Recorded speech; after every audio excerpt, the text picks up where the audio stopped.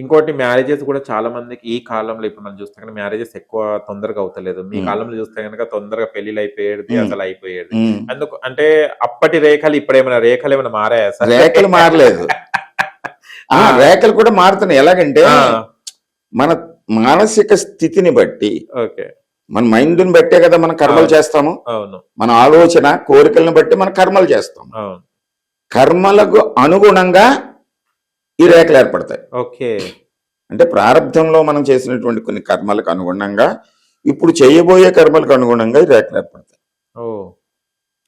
ఈ రేఖలను మనం పరిశీలించినప్పుడు దీంట్లో స్పష్టత గత 50 సంవత్సరాలకి ఇప్పటికి సమాజంలో చాలా మందిని నేను 50 సంవత్సరాల పై నుంచి ఈ సాముద్రిక శాస్త్రం చేస్తున్నాను, స్టడీ చేస్తున్నాను, రికార్డ్ చేస్తున్నాను.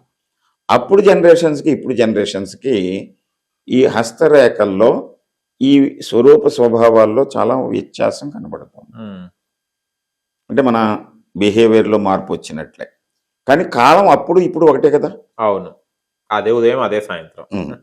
కాలచక్రంలో మార్పు లేదు. అవును, వాతావరణంలో మార్పు వస్తుంది. పూర్వకాలంలో మేము 5వ తరగతి 6వ తరగతి చదువుకునే సమయంలో ఈ వర్షాకాలంలో ఒక రకమైనటువంటి ముసురు అనేవారు. వారం రోజులు వర్షాలు అలా పడుతూ ఉండేవి, చక్కగా పంటలన్నీ చక్కగా పండేవి. ఎప్పుడైతే కాలానుగుణంగా భూమి తిరగటంలో మార్పు లేదు, సూర్యుడు ఉదయించడంలో మార్పు లేదు, కానీ వాతావరణ పరిస్థితులు మనం ఉపయోగించేటువంటి ఈ వెహికల్స్ వీటి వల్ల వాతావరణ పరిస్థితుల్లో మార్పు వచ్చింది. మన అలవాట్లలో కూడా మార్పు వచ్చింది. అంటే మన కర్మల్లో మార్పు వస్తుంది. ఒకే పనిని గతంలో వ్యవసాయం చేస్తున్నారు అనుకోండి, వాళ్ళు పొద్దుటే వెళ్ళిపోయి కూలి చేసి వచ్చేస్తారు. ఇప్పుడు యంత్రాలతో చేస్తున్నారు. ఇప్పుడు ఇంకా డ్రోనులతో చేస్తున్నారు. మార్పు వచ్చింది. మన ఆలోచనలో కూడా మార్పు వచ్చింది. కమ్యూనికేషన్ పూర్వం ఉత్తరాల ద్వారానో కబుర్ల ద్వారా చెప్పారు, ఇప్పుడంతా కూడా సెల్ ఫోన్. అంటే మన ఆలోచనలో మార్పు వచ్చినట్లే, జీవన విధానంలో మార్పు వచ్చినట్లే, మన కర్మగత అంశాల్లో కూడా మార్పులు వచ్చినాయి. వచ్చిన దానికి అనుగుణంగానే ఈ రేఖల్లో మార్పు కనబడుతుంది. అంటే రేఖను బట్టి మన మనస్తత్వం మారిపోతుంది. ప్రతి మనిషికి కూడా ఒక వయసులో కొన్ని యోగాలు వస్తూ ఉంటాయి. అంటే ప్రతి సంవత్సరం కాలచక్రం తిరుగుతున్నట్లే వర్షాకాలం ఒక సీజన్లో వస్తుంది. వచ్చినప్పుడు ఏం చేయాలి? రైతు విత్తనాలన్నీ రెడీ చేసుకుని నాటాలి. సరే, తర్వాత చూద్దామని అనుకుంటే ఈ కాలం ముందుకి వెళ్ళిపోతుంది. మళ్ళీ కాలచక్రం తిరిగి వచ్చినప్పటికీ అప్పటికి ఏమవుతుంది? ఈ విత్తనం పుచ్చిపోవచ్చు. అదే విధంగా ఒక వ్యక్తి, స్త్రీ అయినా పురుషుడైనా, ఒక వయసు వచ్చేసరికి మెచ్యూరిటీ 12 to 15, అంటే ఆ స్త్రీ అయినా పురుషుడైనా వాళ్ళు పెళ్లికి సిద్ధమైపోయి ఉంటారు రెడీగా. అంటే స్త్రీ అయితే ఇంకో పిల్లవాడిని కనడానికి సిద్ధంగా ఉంటుంది. పురుషుడైతే స్పెర్మటోజోవా డెవలప్ అవుతుంది, స్పెర్మ్ కౌంట్ పెరుగుతుంది. అయితే పూర్వం 12 ఏళ్ళకి పెళ్లి చేసేవారు, ఇప్పుడు అలా చేయట్లేదు. ఎందుకంటే శరీర దాడిటి ఉండాలి, మానసికమైన ఎదుగుదల ఉండాలి అని చెప్పేసి 18, 20 అయినా సరే అప్పుడు అవకాశం వచ్చింది అందరికీ కూడా. ఇంకా సెటిల్ కాలేదండి మావాడు, మంచి ఉద్యోగం రాలేదండి, లేకపోతే మా అమ్మాయి ఇంకా ఇంకోటి ఏదో చదువుదాం అంటే కోర్సులు పెరిగినాయి, మెడిసిన్ అది చేయాలి అంటే 26, 27 సంవత్సరాల వయసు వస్తేనే కానీ వాళ్ళు పీజీ చేసి యుఎస్ఎల్ఈ ఎంఎస్ చేసి 26, 27 అంటే 26, 27లో మళ్ళీ అవకాశాలు వస్తాయి. కానీ అప్పుడు కొంతమంది ఏమనుకుంటారు, బాగానే ఉంది, నాకు చదువు అయిపోయింది, ఏదో ఉద్యోగం వచ్చింది, పెళ్లి చేసుకుందాం అనుకుంటారు. అప్పుడు అవకాశం వచ్చినప్పుడు దాన్ని యూటిలైజ్ చేసుకున్న వాళ్ళు ఇప్పటికి కూడా 26, 27లో పెళ్లి అయిపోయి ఉన్నారు. కొంతమందికి అప్పుడు అవకాశం వచ్చిన స్త్రీలైనా పురుషులైనా, అవి నేను బాగా సంపాదించాలి, ఒక ఇల్లు కట్టుకోవాలి, ఒక కారు కొనుక్కోవాలి, బ్యాంక్ బ్యాలెన్స్ కూడా రేపు పొద్దున ఏదైనా అన్న తర్వాత ఇంకొక 2-3 ఏళ్ళు పోస్ట్ పోన్ చేస్తారు. మళ్ళీ అవకాశం వస్తుంది. అప్పటికి ఏమనుకుంటాడు, ఇప్పుడు నాకు పొజిషన్లో కొంచెమే గ్రోత్ వచ్చింది, కంపెనీ మారిపోతున్నాను, ఇప్పుడు మళ్ళీ ఇంకొంచెం కావాలనుకుంటాడు. మళ్ళీ దాన్ని ఎలా గెంటేస్తాడు. గెంటేసినప్పుడు ఏమవుతుంది, మళ్ళీ అవకాశం ఎప్పుడు వస్తుందో తెలియదు. దీన్ని, ఈ అవకాశాలని, యోగాన్ని జరిపివేస్తున్నటువంటిది, ముందుకు నడిపేస్తున్నటువంటి వాళ్ళు ఎవరు? మనమే. ఎవరికి వాళ్లే, అంతే. ప్రకృతి కాదు. ప్రకృతి ఎప్పుడు కూడా సమయం ఇస్తూనే ఉంటది. అంటే రైతు సమయానికి, వర్షం వచ్చే సమయానికి విత్తనాలు రెడీ చేసేసుకుని పంట వేసిన వాడు మంచి తీసుకొస్తాడు, ఫలితాన్ని సాధిస్తాడు. ఓహో ఇది కాదు, ఈ వర్షం సరిపోదు నాకు, ఇంకా మంచి బాగా పడిందని తర్వాత చూద్దాం అనుకున్నవాడు మళ్ళీ ఈ సంవత్సరం అదే సమయానికి వర్షం పడతాదో లేదో తెలియదు. అప్పుడు ఏమవుతుంది, ఈ విత్తనాలు పాడవుతాయి. అదే విధంగా ఇతని పొటెన్సీ అనేటువంటి శరీరంలో స్త్రీకి 12వ సంవత్సరంలో మెచ్యూరిటీ అయితే 40 సంవత్సరాలు వచ్చేసరికి దాని యొక్క కెపాసిటీ తగ్గిపోతుంది. అంటే వివాహ వ్యవస్థ యొక్క ముఖ్యోద్దేశం ఏంటి?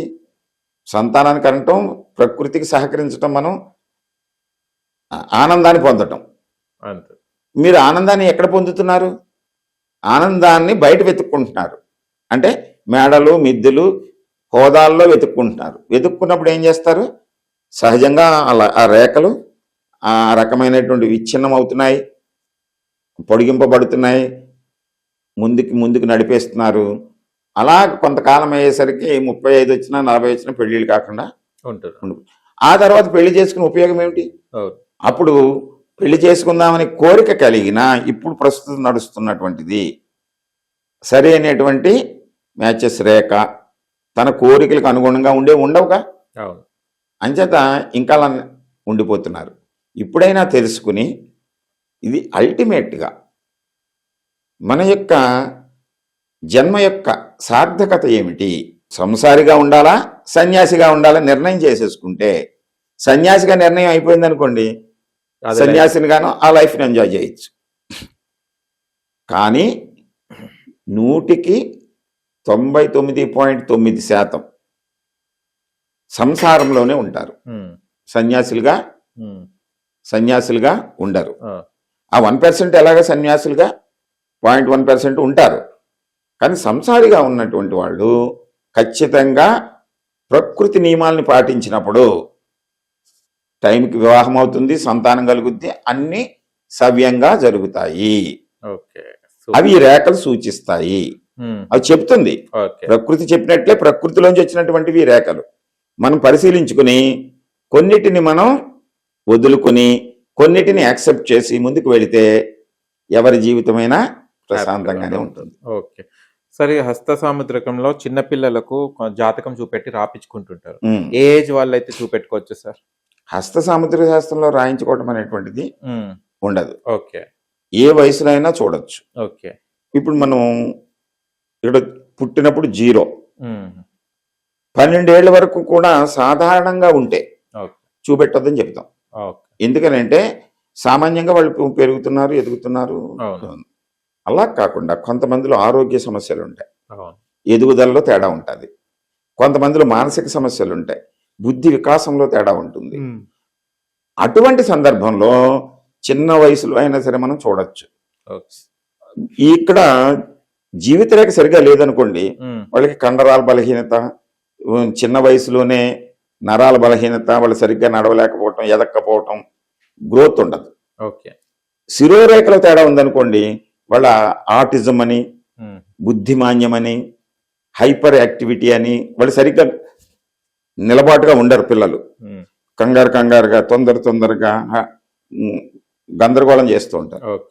అటువంటి వాళ్ళ చిన్నతనంలోనే చూసి వాళ్ళకి కొంత మనం మెలకువలు చెప్పి వాళ్ళ యొక్క ప్రవర్తనలో మార్పులు తీసుకురావచ్చు.